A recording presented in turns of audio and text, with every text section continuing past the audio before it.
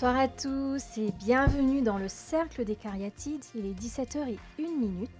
Nous sommes dans l'émission qui scanne la vie des femmes sur IRM.radio, la radio qui scanne ta vie. Alors, le Cercle des Cariatides est une émission qui est centrée sur les femmes, qui va au fond des choses, qui aborde des sujets dont on parle peu ou qui sont même tabous. Alors, on vous propose des pistes de réflexion qui bousculent les préjugés, qui sortent des sentiers battus et qui donnent à réfléchir.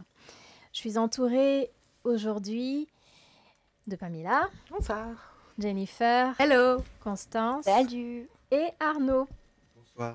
Alors, aujourd'hui, on s'intéresse à l'amour. Dans 2 jours, c'est la Saint-Valentin. Donc, je suppose que vous avez tous vu plein de cœurs un peu partout, dans les magasins, enfin, vraiment un peu partout. Alors, nous, on va s'intéresser également à l'amour.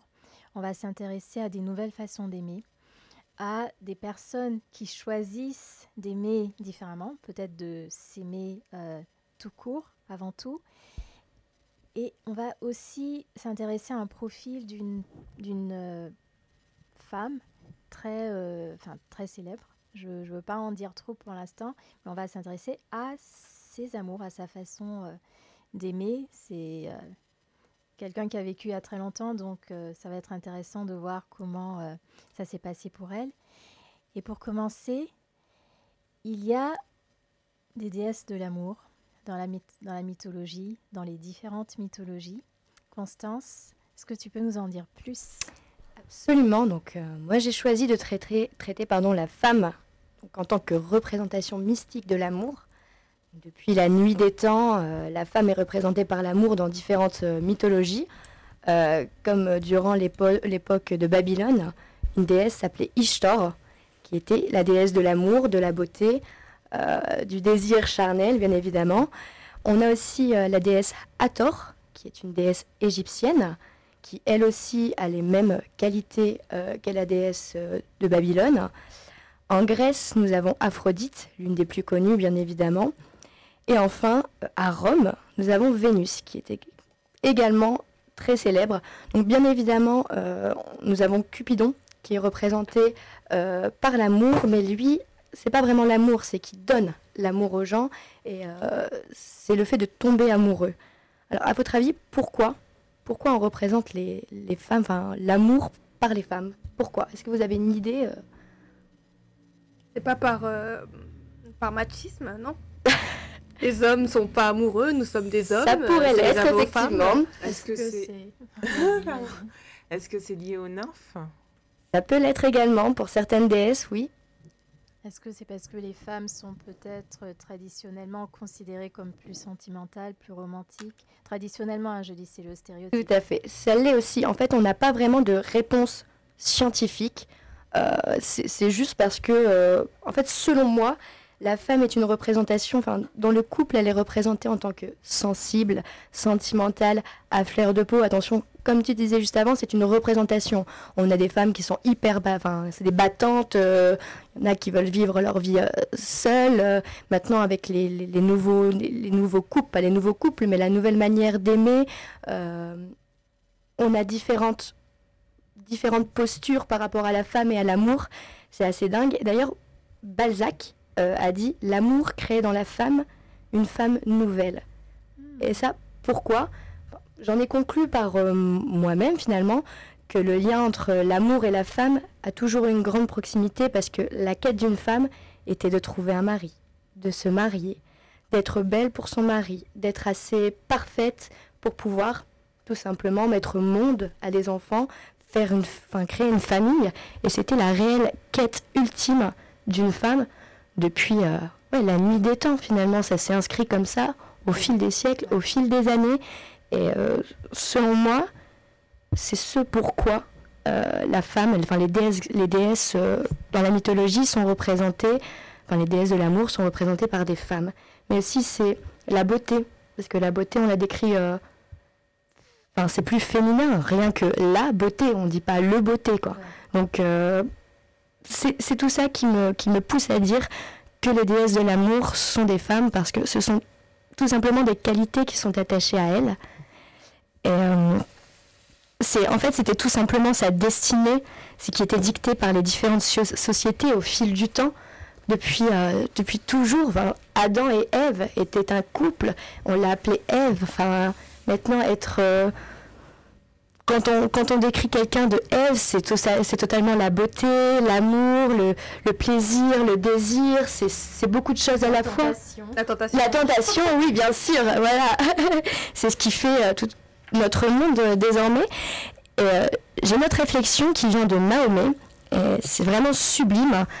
Alors il dit, j'ai 3 préférences. Le parfum, parce qu'il renferme le secret des femmes. Les femmes, parce qu'elles renferment le secret de l'amour. Et l'amour, parce qu'il est la seule prière de l'univers. Et j'ai trouvé cette citation magnifique. Elle transperce, parce que c'est vrai que finalement, l'amour, c'est pas que la quête des femmes, finalement, parce que l'homme aussi cherche l'amour. Parce que les femmes font battre le cœur d'un homme comme elles peuvent battre le cœur d'une autre femme. Maintenant, on peut en parler. Mais aujourd'hui, il faut savoir qu'il y a un changement des mœurs. Tout a changé, même si l'amour reste omniprésent. Enfin, on le voit avec la Saint-Valentin qui arrive dans 2 jours, même si, oui, c'est vrai que c'est une fête commerciale.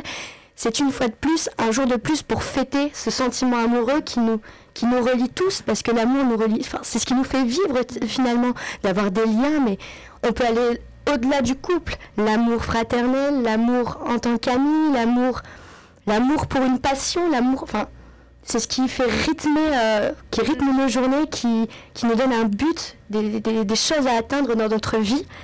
Et oui, donc pour toutes les espèces, l'amour est omniprésente.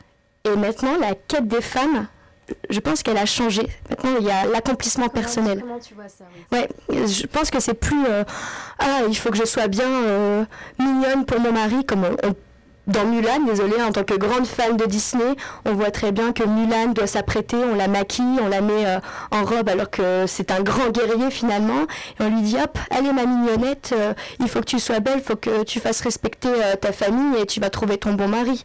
Et finalement, on retrouve ça dans tous les Disney, dans toutes les histoires d'amour.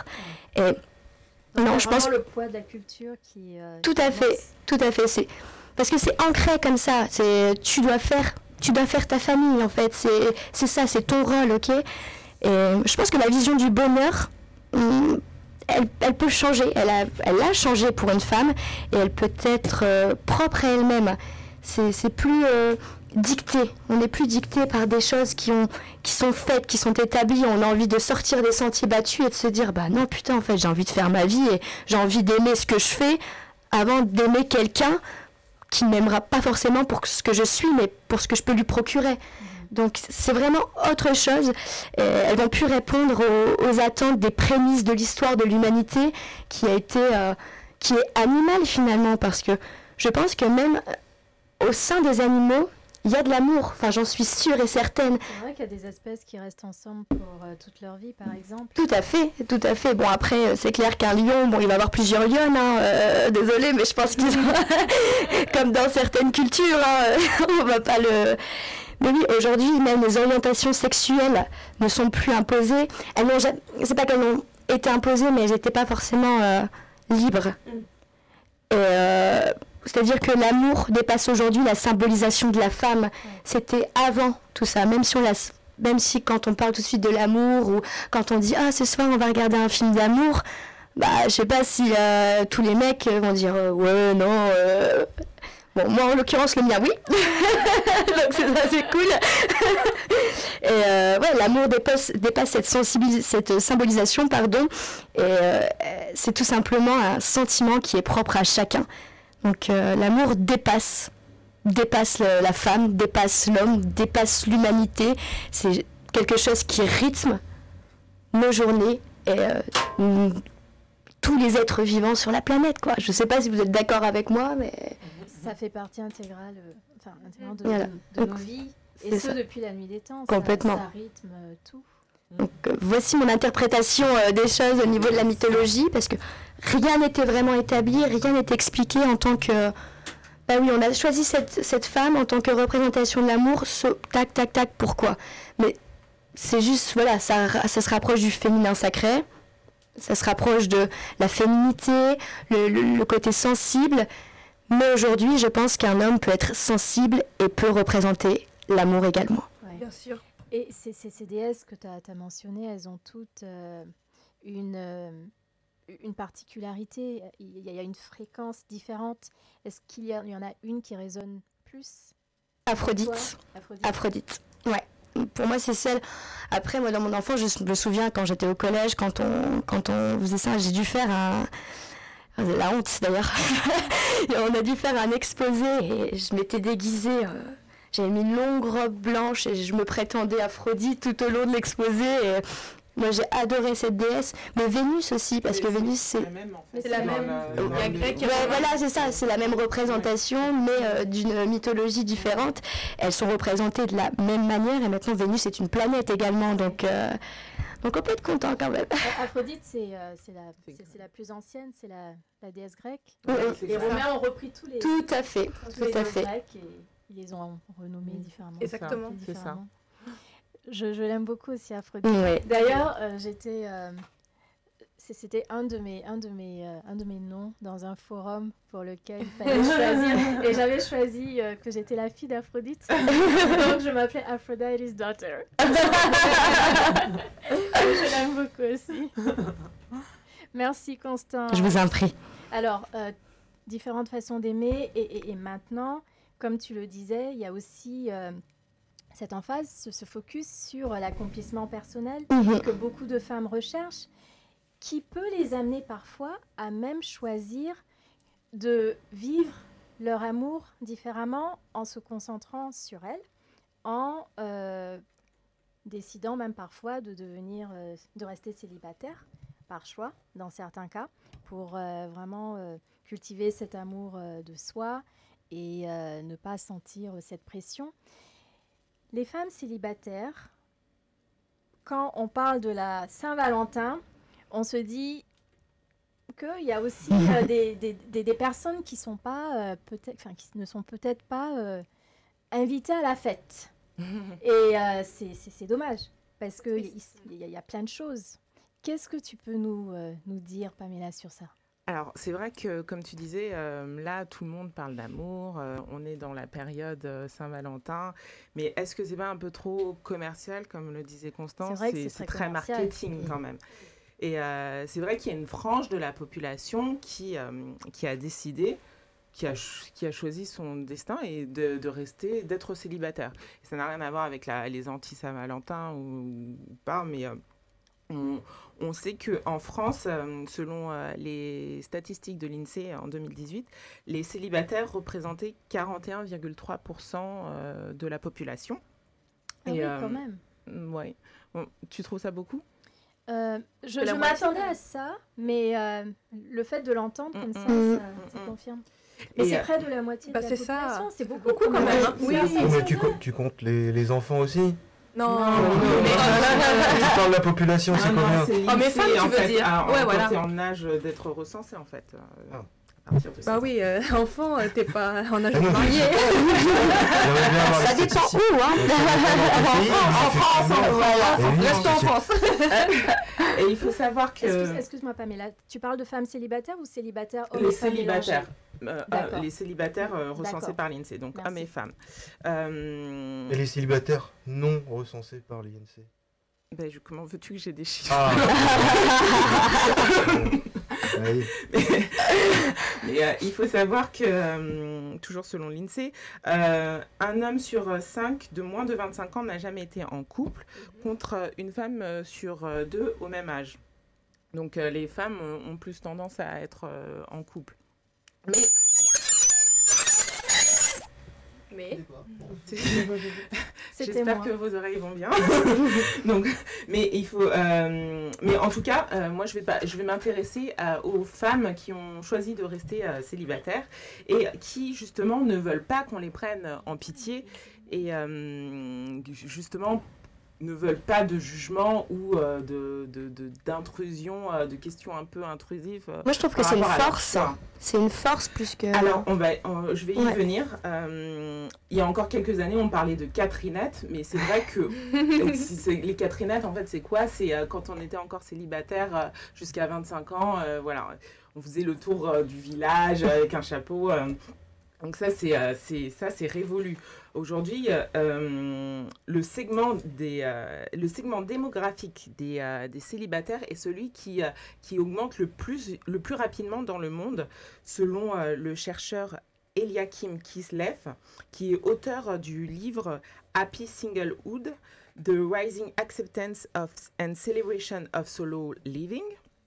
Donc ce livre fait vraiment il fait pas l'apologie, mais en tout cas, il décomplexe quant à la situation des célibataires. En effet, selon lui, toujours, les célibataires sont les personnes qui sont en meilleure position pour parvenir au bonheur et à l'épanouissement. Ce qu'il dit concrètement, c'est qu'on peut être célibataire et être très heureux et très épanoui et bien vivre la Saint-Valentin quand même. Hein. On a quand même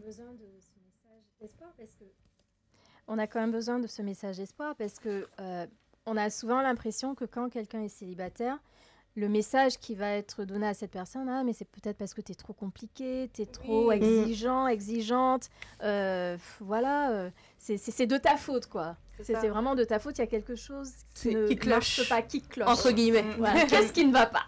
Et là, Pamela, elle parle des gens célibataires volontairement. Ouais, qui on ont parle choisi. pas des... Voilà. Oui, là, je parle vraiment de ceux qui c'est la volonté, le choisissent.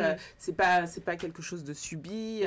Et ce qu'il dit très bien dans son livre, Eliakim Kislev, c'est que... les célibataires qui le vivent bien, c'est ceux qui ont réussi justement à surmonter les stéréotypes et la pression sociale, voire et familiale. Être formaté. Tout à fait, parce qu'on est très, exactement on est comme formaté. tu dis, on est formaté pour être dans un couple hétéronormé avec des enfants, enfin puis voilà. Tout est, par âge, quoi. 20 ans, ça y est, t'as fini tes études, 25 ans, t'as un travail. Il faut que 30 ans, t'as déjà un gosse, alors que non, exactement, chacun son rythme. Bah, moi, dans le Nord, c'est différent, je vous le dis. Comment ça se passe dans le Nord? Les gosses, c'est à 16 ans.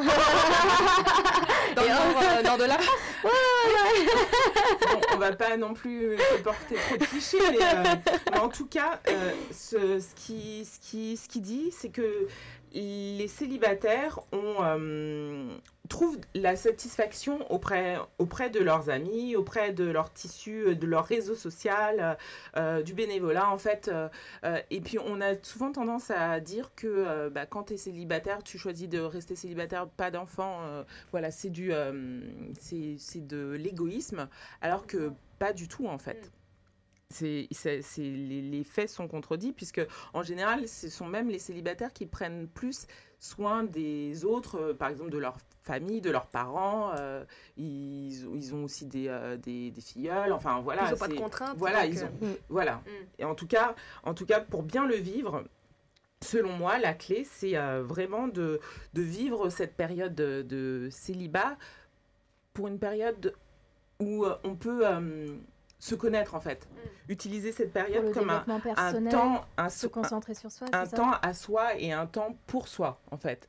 Pour s'aimer et se connaître, parce que de toute façon, avant d'être capable d'aimer quelqu'un d'autre, il faut d'abord commencer soi-même. Tout à fait. Exactement. Et c'est pas toujours facile. Non.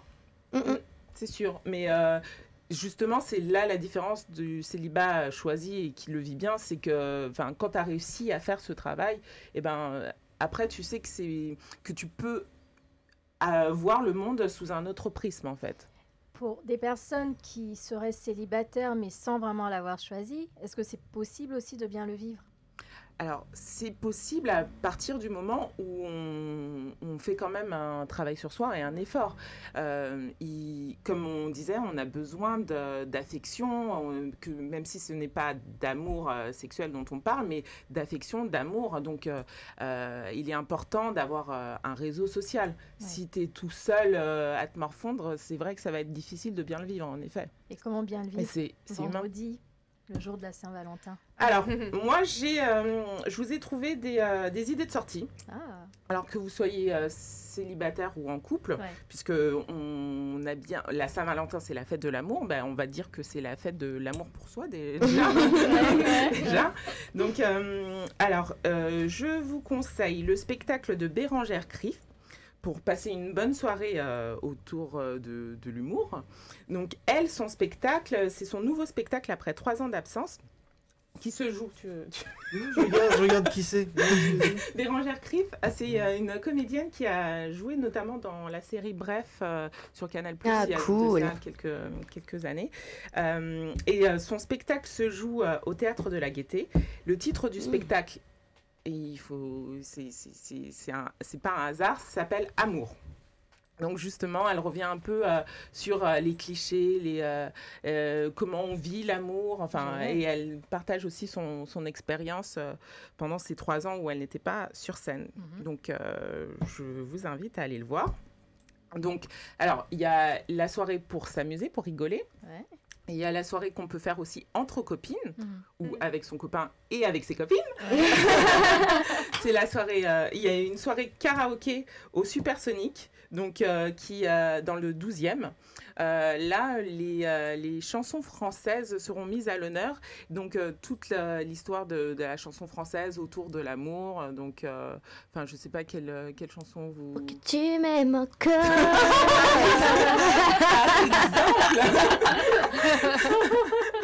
Vous dites Edith Piaf aussi. Donc, la chanson française en regorge.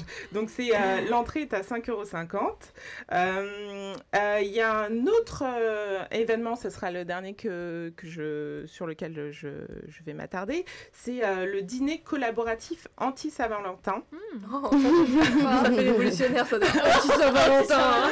C'est organisé par les Ciboulettes. Les Ciboulettes. Alors, c'est une association écolo. C'est une association écolo. Et donc là, en fait, c'est à Chelles. Ça va, Arnaud? Ça va bien. Ça se passe à Chelles dans le 77. Donc là, en fait, l'idée, c'était plutôt de se mettre un peu à l'écart de cette fête commerciale, en fait. C'est plus ça qui est dénoncé, donc la fête commerciale. Et donc ils se retrouvent ensemble pour boire un verre et donc consommer. Donc l'idée, en fait, pas du tout. L'idée du dîner collaboratif, en fait, c'est que chacun puisse mettre un peu la main à la pâte, chacun rapporte quelque chose ou fait la cuisine. L'auberge espagnole, quoi. Voilà, c'est un peu ça l'idée. Et puis ça permet aussi de rencontrer d'autres personnes et puis aussi présenter le concept des ciboulettes. Donc voilà. Ça me fait rire, désolé. C'est mignon. C'est bien choisi, hein. C'est très vert. C'est très vert. Et on a un petit peu de temps. Le dernier événement sur lequel je voulais revenir, c'est pour poursuivre justement cette réflexion autour du célibat choisi et du désir ou pas d'enfant. L'Afropolitaine, donc, qui est un espace de libre parole et de réflexion qui se veut inclusif, organise ce samedi une conférence sur le thème « Noir, célibataire et sans enfants ». Comme tu le disais, parfois dans certaines cultures, le célibat et l'absence d'enfants peut plus ou moins être bien jugé. Ouais, c'est ça, exactement.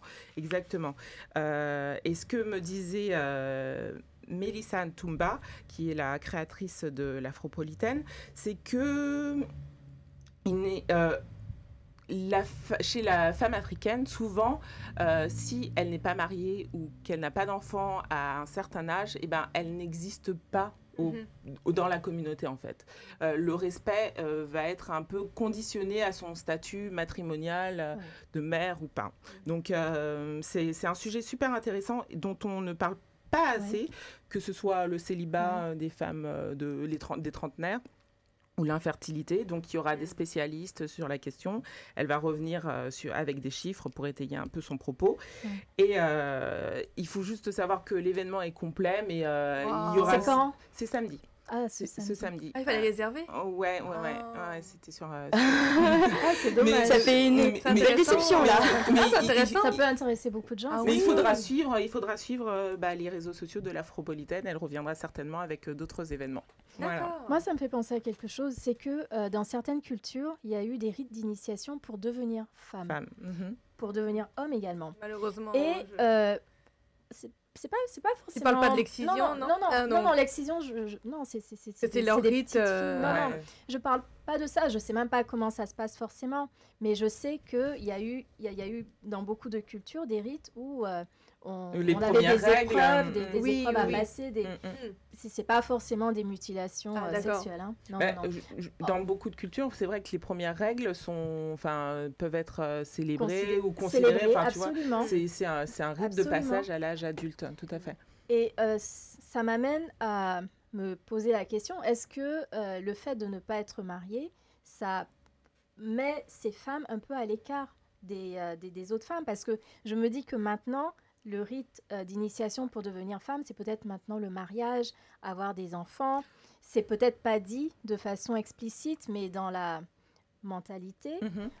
c'est comme si on n'est pas une vraie femme, on est partiellement femme. Alors, Quand on n'est pas encore marié et qu'on n'a pas d'enfant. C'est un peu Oui, je vois ce ce que que je ressens. Ouais. Bon, après, c'est mon ressenti. Oui, voilà, c'est ça. Après, je pense que c'est un peu une guerre d'un autre âge, Ouais. en tout cas en Occident. Mhm. Mais c'est ce que j'aurais aimé avoir, c'est avoir plus de chiffres par rapport Ouais. à ça. Ouais. Et, sachant que les sociétés occidentales et les sociétés africaines de là-bas, enfin en Afrique, on ne vit pas forcément les choses de la même manière. Ici, il suffit d'être indépendante, il suffit de... Quand on peut s'assumer, bah voilà, en fait. C'est ça. Bah, c'est ça. Ouais. Mais après, c'est vrai qu'il y a quand même, ne le cachons pas, une pression familiale et de la société en règle Ouais. générale. Hein. En fait, Être célibataire, souvent, c'est comme vous disiez, les magique. gens regardent un peu particulièrement. ça part aussi d'un bon sentiment souvent, de Mhm. la part des gens autour qui se disent que on est forcément plus heureux si Je ne sais on pas si est c'est un bon sentiment. Justement, il faut un peu se détacher de ça. dans une relation amoureuse et qu'on a une vie quand même assez stable dans leur esprit, qu'on est marié, qu'on a des enfants. Tu parles des parents en général? Des parents, Mm. des amis, des cousins, voilà, des personnes proches.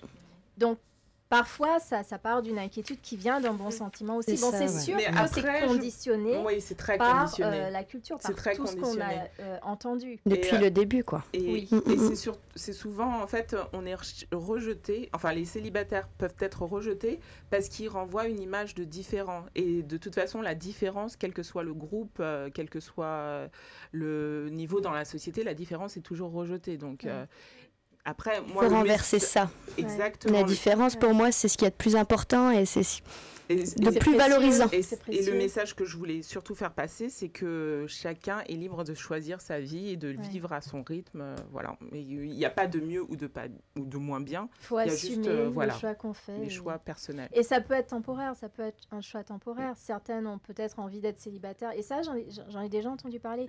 Des femmes qui ont vécu une relation très tumultueuse, qui se disent, OK, je prends 1 année ou 2 années pour me concentrer sur moi, pour me reconstruire. Mhm. Et seulement après, je serai assez forte Mhm. pour être dans une autre relation parce que j'aurai quelque chose à donner de nouveau. Mais là, je me sens quand même assez vide et j'ai besoin de me reconstruire. Et ça se fait pas du jour au lendemain. Non. Tout à fait. Donc ça peut aussi venir d'une histoire qui Mais s'est pas mal forcément. passée. Mais en fait, pas forcément, parce que Non. c'est ce que l'auteur disait dans son livre. En fait, on Dans cherche quel toujours. cas, On cherche toujours une dans ce raison livre qui explique Ouais. mais pourquoi elle est célibataire. C'est certainement qu'elle a dû souffrir ou non. Mais Alors- des fois, on a juste envie. Alors, des il y fois, a c'est des juste un cas choix. où il n'y a pas eu de rencontre, où il y a eu quelque chose, une étincelle, où il y a eu quelque chose. Mhm.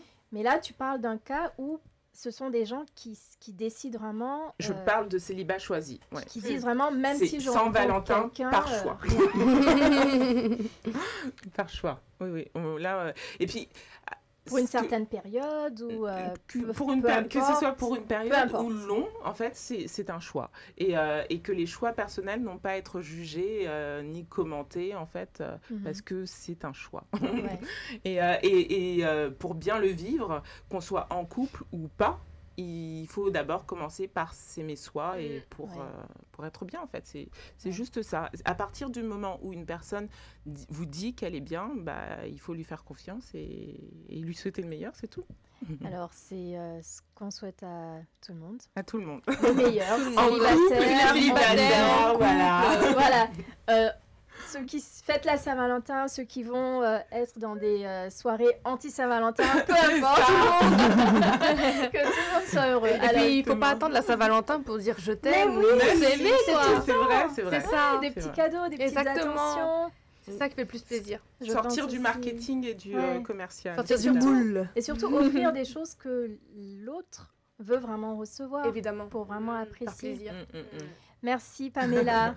Alors, je vous propose une courte pause musicale et ça va être un choix qui, pour moi, évoque un peu le romantisme. Ça va être du tango. Oh. Je vous propose. C'est Cascabelito, Osvaldo Pugliese.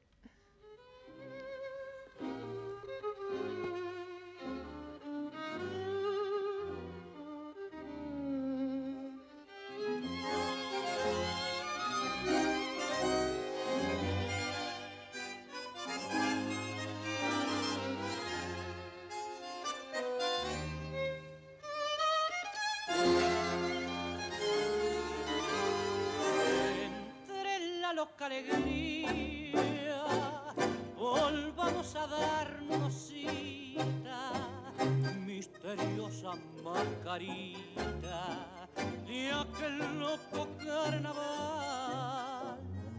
¿Dónde estás, cascabelito, mascarita pispireta, tan bonita y tan coqueta, con tu risa de cristal? Cascabel, cascabelito, ríe, ríe y no llores, que tu risa juvenil tenga perfume de tus amores. Cascabel, cascabelito, ríe, no tengas cuidado, que aunque no estoy a tu lado, te llevo en mi corazón.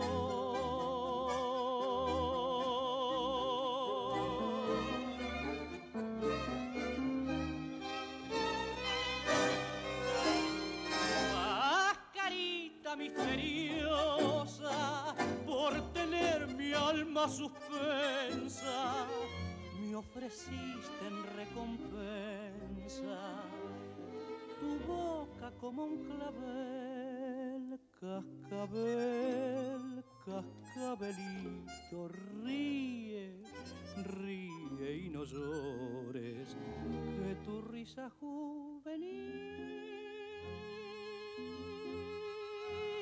tenga perfume de tus amores. Cascabel, cascabelito, ríe, no tengas cuidado, que aunque no estoy a tu lado, te llevo en mi corazón. Cascabelito, Osvaldo Pugliese. Nous sommes de retour dans le Cercle des Cariatides. Il est 17h34. C'est l'émission qui scanne la vie des femmes. Nous sommes sur IRM.radio, la radio qui scanne ta vie. Je vous rappelle que nous sommes également sur Twitch, donc vous pouvez nous voir dans le studio pendant qu'on fait l'émission en live. Vous pouvez également réagir à ce qu'on dit, à nos échanges, en nous envoyant un SMS au 07 71 59 62 68. Voilà.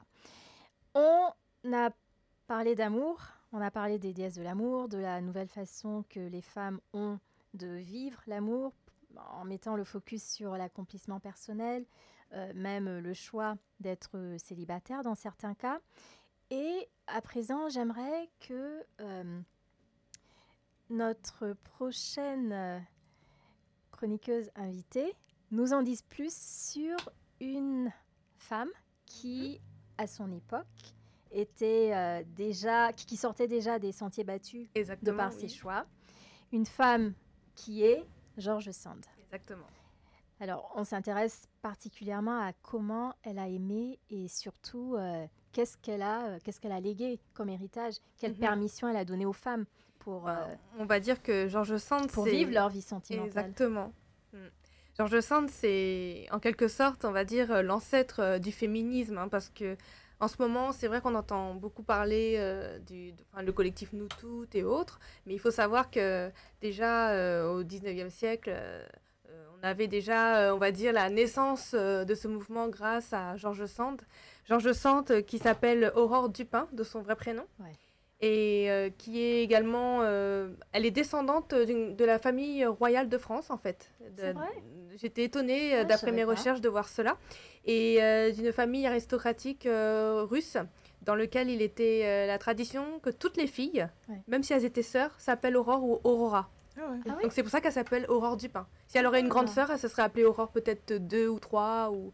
C'est la Ok. tradition. J'ai été aussi bluffée quand j'ai trouvé cette C'est information. un beau prénom. Donc elle s'appelle Aurore Dupin. Elle est fille, elle est roturière en fait. Voilà, son papa travaillait à l'armée et sa maman faisait la belle, on va dire, à la coucou. Et à la mort de son papa, elle a été élevée par sa grand-mère. Et sa grand-mère avait déjà des idées voltairiennes, de Voltaire. Donc elle a été inspirée par sa grand-mère qui l'a éduquée religieusement, puisqu'elle a été envoyée au couvent également.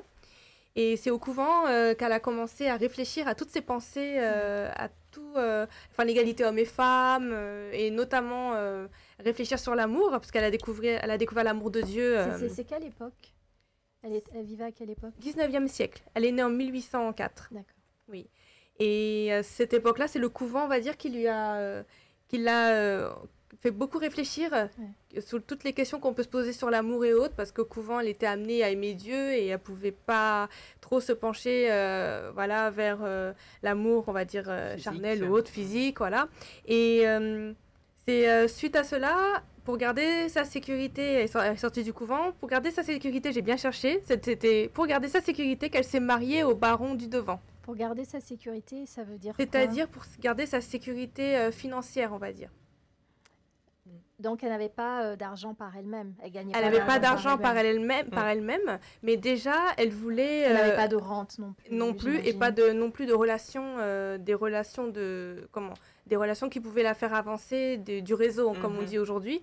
Donc, elle s'est mariée par la suite au baron du Devant.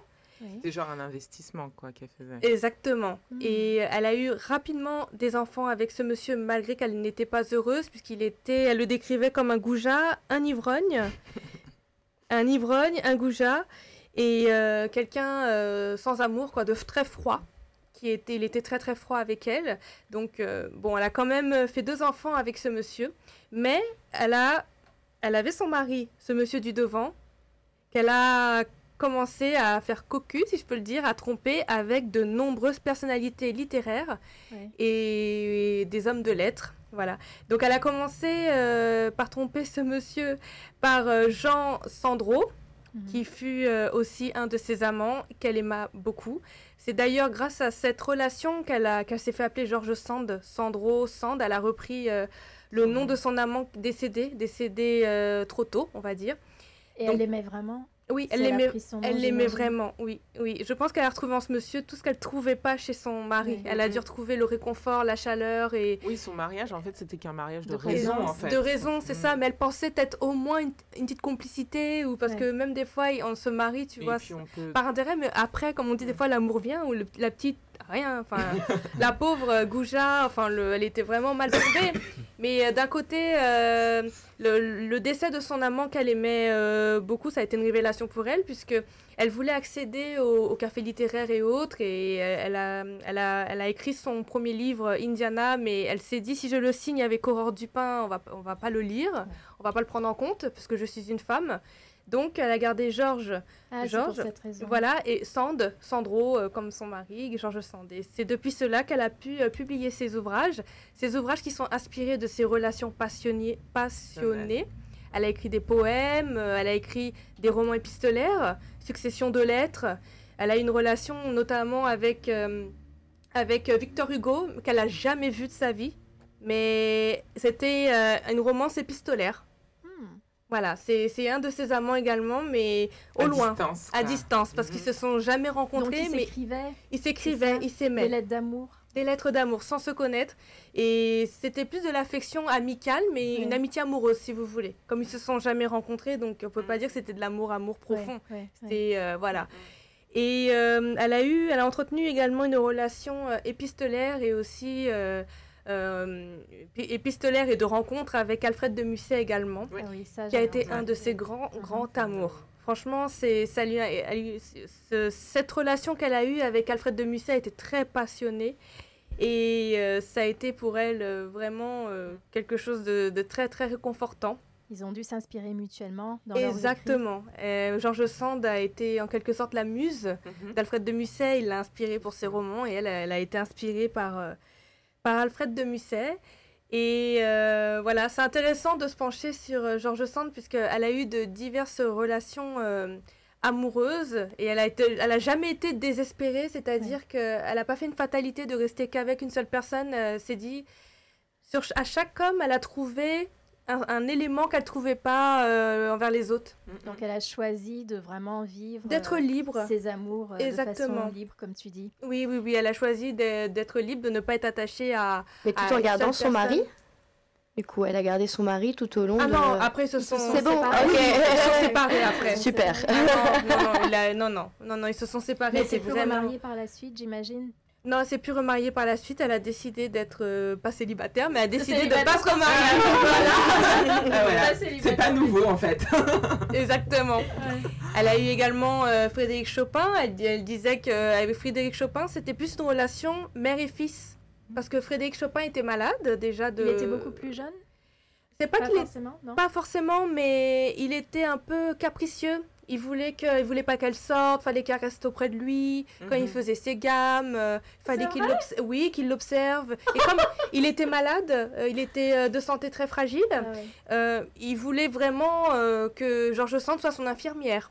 Donc elle a dit ils se sont jamais aimés. D'après ce que C'est vrai. d'après mes études, Quand tu dis jamais aimé physiquement, c'est ça? non, même sentimentalement. Ah. Sentimentalement, ils éprouvaient, mais comment te dire, ils étaient bien ensemble, mais ils ne s'aimaient pas en fait. Il a dit en George Sand, j'ai trouvé une mère, je suis fragile de Ah, c'est santé. lui-même qui dit ça. C'est Frédéric Chopin. Ah oui. Il voulait que... Et elle a dit avec Frédéric Chopin, j'avais la sensation d'être une jeune vierge, parce qu'il a touché même pas, quoi. J'ai la sensation d'être une jeune vierge. C'était platonique. C'était platonique. Mais ils ont Elle passé... avait d'autres personnes à côté. Exactement. C'est ce que, Comme je t'ai dit, Victor Hugo. C'est ce que j'ai cru comprendre. Oui, Victor Non, mais Hugo. même en personne. Ah, en personne, oui, elle voyait Elle voyait d'autres physiquement. personnes, oui. Ah oui, À part lui, physiquement. pendant qu'elle était avec lui. Pendant qu'elle était avec lui. Mais elle était quand même attachée à Frédéric Chopin, mais sans grand amour, quoi. C'est pas Alfred de Musset. Donc, moi, ce que je vois, c'est que, bon, elle a pris déjà un nom d'homme, Oui. mais elle a aussi intégré certains comportements qui étaient traditionnellement Exactement. plutôt associés aux hommes Oui. à cette époque-là, et même maintenant, peut-être. Non, mais c'est... Oui, Je c'est vrai. veux pas, C'est tout à je veux fait pas ça. rentrer dans les stéréotypes. Non, mais c'est ça, c'est ça. Je retire ce que j'ai dit. Déjà, elle s'habillait en homme, déjà, pour accéder à tout ce qui était réservé aux hommes, hein, les cafés littéraires, les conversations scientifiques, tout ce qui pouvait aborder le progrès et autres. Ouais. Et en signant son livre, moi je trouve que c'est une femme qui a beaucoup d'audace, quoi. Signer son livre, George Sand, beaucoup pensaient que c'était un homme. Ce jeune homme écrit une sacrée plume, alors que c'était Aurore Dupin qui écrivait, quoi. Et c'est une éternelle amoureuse en fait. Oui, c'est une éternelle amoureuse puisque je me suis intéressée, moi, surtout à sa dernière relation, la toute dernière, c'est-à-dire avant sa mort. Tu Elle anticipes ma avait- question. J'allais te demander qui était son grand amour selon toi. Selon moi, c'est Alfred de Musset, certes, mais aussi le dernier. Ouais. Parce qu'en fait, déjà, à 45 ans, elle l'a rencontré, il avait 32 ans. C'était un graveur. Je ne sais pas si vous avez connu Gustave Doré aussi, C'est en une tant que cougar, en graveur, fait. voilà. C'est une cougar alors. Oui, voilà, des temps, Non, bien du tout. c'est ça. Tiens. Et du 19e siècle, en fait. Ah oui, une cougar du. C'est ça. Alors, elle a rencontré, il s'appelle Alexandre Manceau. C'était le nom du graveur, malheureusement qui n'était pas connu puisque le nom de Gustave Doré, enfin ça couvrait, c'était Gustave Doré qui était mis en avant, donc voilà. Mais il est peu connu, il est voire même pas connu. On connaît tous, tout le monde dit Chopin comme dernier compagnon. Non, c'est ce monsieur qui était son dernier compagnon qui était graveur. Elle était amatrice de son œuvre. Elle le trouvait très doué. Et elle l'aimait pour son humour, sa fierté, son courage et son habileté manuelle. Alors, Bah, est-ce que tiens. gravure le Habileté manuelle. Et c'est le seul amant qu'elle ne mentionne dans aucun de ses livres. Elle mentionne tous les autres qu'elle a eus, mais elle mentionne jamais. Elle les nomme vraiment. Pas obligé de les nommer, mais on comprend. métaphoré d'une manière, devine. voilà, métaphoré, on devine, tu vois. Ouais. Et c'est le seul pour lequel qu'elle a gardé pour elle. On va Ouais. dire ça a été son jardin secret. Voilà.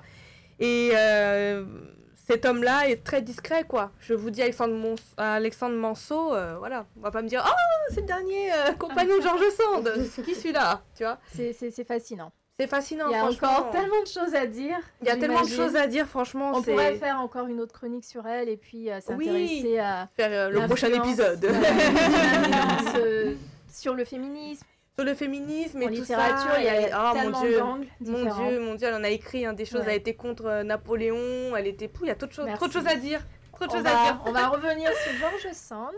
Et Oui. merci infiniment, Je ma vous en chère prie. Jennifer. Je t'en prie. Alors, Plaisir. déjà, elle a trouvé des façons d'aimer différentes, George Sand. Et à notre époque, il y a également d'autres courants qui influencent la façon d'aimer le féminin sacré, le New Age. Mon cher Arnaud, Oui, c'est Nami. qu'est-ce qui se passe pour l'amour Sur l'amour. en ce moment? Je vais peut-être faire un petit contexte. Pourquoi j'ai mis cette chronique-là ce soir. Ouais. D'un, parce que tu parles de l'amour. Donc ça, c'était le sujet principal ouais. pour la Saint-Valentin. Et puis moi, j'ai rajouté juste, en fait, le New Age Ouais. et le féminin sacré. Ouais. Voilà, on en a parlé un tout petit peu. Simplement, le féminin sacré. Pour toi, On qu'est-ce a- que c'est? On a j'ai une difficulté pour l'instant de ce qu'est une définition réelle. Mais, compliqué.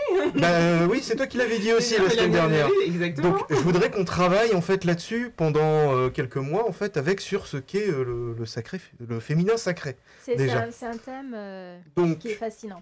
j'ai quatre axes. D'un, on va parler effectivement du féminin sacré. On va l'utiliser beaucoup ce mot. On va parler de célébrer Sayoni. Je ne sais pas si vous connaissez célébrer Sayoni. Tu vas nous tout nous dire. Alors, je sais que c'est Nami, en c'est sanskrit, ce que c'est. féminin, mais On en parle après. on parle. Pour l'instant, je sais que sur 5, vous êtes 3 à ne pas connaître. Finalement, tant Dieu. On va parler après du guerrier intérieur. Le guerrier intérieur, c'est être heureux sans raison. Et ça, on va expliquer pourquoi. On va parler aussi de la dimension mystique avec le soi supérieur. Et les dimensions supérieures également. Et puis, comment vivre la puissance du féminin sacré. On commence, j'en ai pour 5 minutes alors. C'est parti, hein. Bon, allez, on y va. Le chronomètre en marche. La première question, quand j'ai préparé l'émission, c'est comment les prétentions du féminin sacré écrasent les hommes. On a vu aujourd'hui, quand vous avez parlé des femmes avec les hommes, le but c'est d'essayer effectivement d'avoir un égal, en tout cas. Voire peut-être aller plus loin pour certaines. Pourquoi pas? Pourquoi On en ce a parlé un regard petit peu. Non, je te regarde comme ça. T'es gentillette, c'est tout. On va se poser la question de savoir C'est ce pas qu'est péjoratif.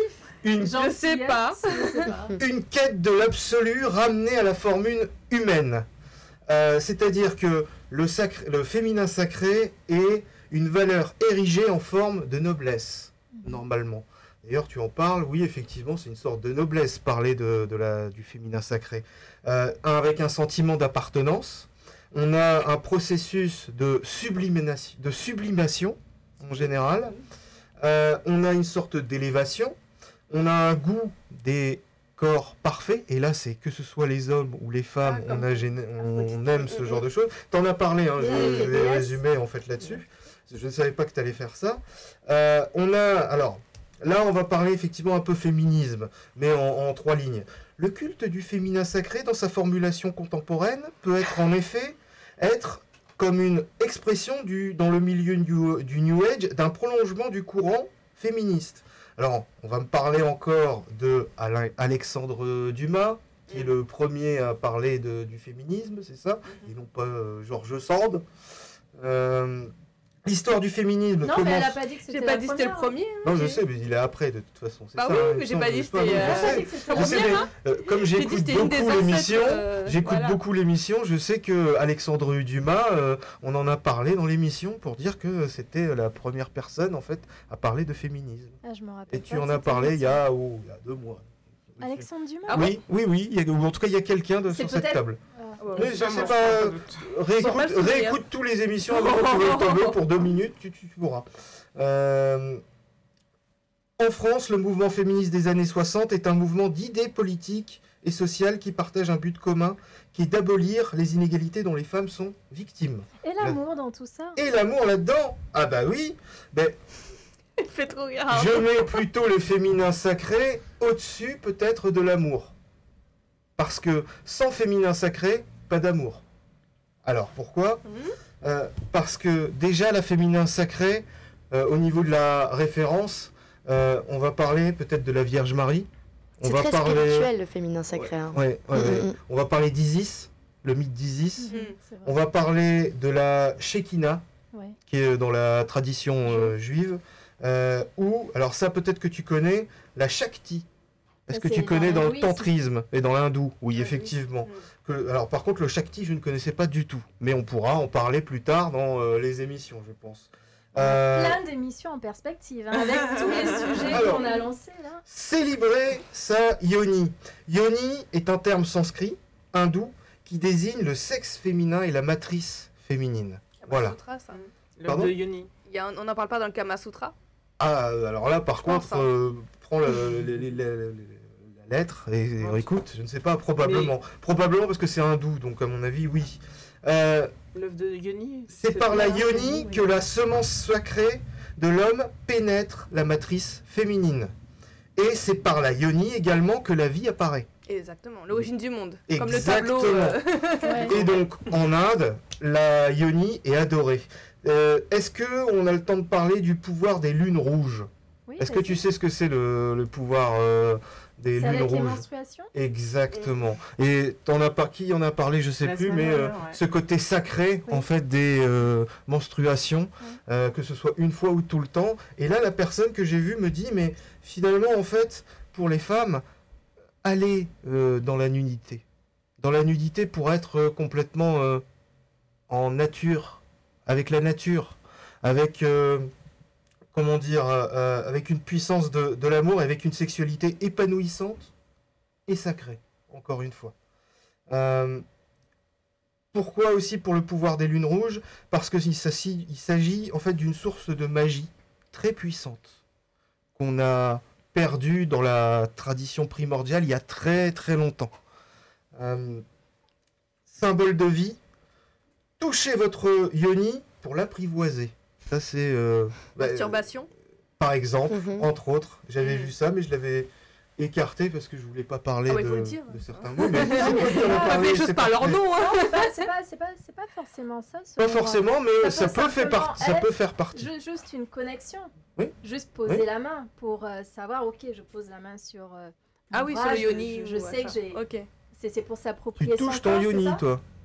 Non, je te. Non, elle te Ah, pose la question. C'est pour. Moi, je touche pas mon s'approprier son yoni. corps. Non, mais il y a un autre mot en fait. Ah, par contre, c'est toi qui vas me parler. Oui, il y a le yoni et puis il y a le. Comment dire pour les hommes, ça, par contre, c'était quoi? Tu m'as Le dit lingam. le ling. Ah, ben, on aura le temps aussi d'en parler.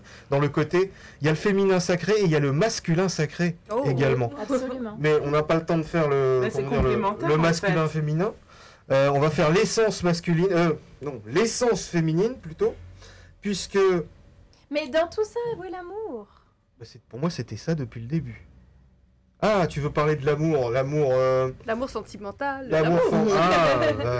Pour toi, c'est quoi L'amour brille sous les étoiles, fleur quoi. bleue, voilà. les fleurs bleues, Quelle etc. est l'influence Oui. de tous ces courants-là sur la façon d'aimer à présent? Bah, on a quelque chose d'émancipation féminine pour pouvoir accéder à l'amour, éventuellement. Moi, je pensais plus à ça, Ouais. en fait. Pour être préparé à l'amour, en général, il faut... Donc, c'est mieux se connaître, Connaître son corps, quoi. connaître son corps, se connaître soi-même. c'est ça Exactement. Ou alors, juste le plaisir charnel, ça peut aussi faire partie, en fait, des choses de l'amour. Moi, je pense. Hein. Oui, bien Après, sûr. chacun Parce que c'est en connaissant son corps Puisque qu'on on- connaît ce Le qu'on plaisir, ce ouais. qu'on veut, ce Mhm. qu'on aime, ouais. Et puis, on en a regardé, il y a un changement de génération, puisque tout le monde n'est pas George Sand. Tout le monde n'était pas George Sand à l'époque. pas tout le monde. Il y avait la fameuse tradition, et puis on est dans le monde de la modernité. Exactement. Après, faudra Maintenant, il y en voir. a des Georges Sand. Voilà, donc des Georges Sand, il y en a Parce beaucoup. qu'il a eu au Avant-gardiste, féminin. D'où l'idée du plaisir charnel, plutôt Exactement. que d'avoir, une rencontre, un couple. Un Le mot couple. couple n'existe plus forcément. Ou, ouais. On a C'est juste, vrai. en fait, et quelqu'un l'avait dit, on a un épanouissement, ou en tout cas une affirmation de soi qui est décuplée par rapport à avant. Grâce Voilà. au féminin sacré, c'est ça que tu dis? Oui, en tout cas avec la puissance divine, puisque le féminin sacré existe aussi dans le masculin sacré, même si ce ne sont pas forcément les codes, les Mm. meilleurs Ils sont codes. complémentaires. Ils peuvent être complémentaires, oui, Ils effectivement. sont complémentaires, probablement. Oui, ils le sont, ils le sont. Et donc pour résumer, pour l'essence féminine, parce que je vois qu'il y a très peu de temps, celle-ci est notre dimension intérieure. T'en as parlé tout à l'heure, Constance. Une dimension intérieure intuitive, instinctive, réceptive, passive, émotive, créative, spontanée. C'est la force de l'irrationnel, de l'invisible, de l'intangible et du sacré en nous. Notre capacité à la percevoir et à l'écouter, d'elle émergent nos sentiments d'unité, d'empathie, d'amour et la compassion. C'est la force ascendante. Voilà, mais là on parle un peu plus de New Age, parce que tu as voulu absolument parler d'amour, amour, mais pour moi c'était les trois, c'est amour, New Age et féminin sacré. Et quand tu cumules les trois, je pense que tu as vraiment une force vraiment très importante en fait là-dessus. Et je vous laisse réfléchir là-dessus. Oh, merci Arnaud. Non mais il n'y a pas de souci. En tout cas, Voilà, comme ça. beaucoup de pistes de réflexion qui s'offrent à nous, beaucoup d'idées de sortie également. J'avais aussi Et, les axes majeurs du développement personnel à travailler. Si tu veux. Mais... Bon, Pas le faut temps. qu'on fasse une autre chronique. Voilà, mais tu peux faire ça jusque... tu fais 3 ans, 4 ans pour Il y a faire le énormément, féminin sacré. énormément à dire. En tout cas, merci à tous. C'était le Cercle des Cariatides, il est 17h57 minutes. L'émission qui scanne la vie des femmes, nous sommes sur irm.radio tous les mercredis de 17h à 18h et également sur Twitch. Vous pouvez retrouver le replay immédiatement sur Twitch et également sur notre chaîne YouTube IRM Radio. Alors, n'oubliez pas que le plus important n'est pas de convaincre, mais de donner à réfléchir. Et j'espère qu'on vous a donné à réfléchir aujourd'hui. On se retrouve C'était qui mercredi prochain. C'était qui ? À bientôt. À bientôt. Ciao, ciao. Ciao, ciao.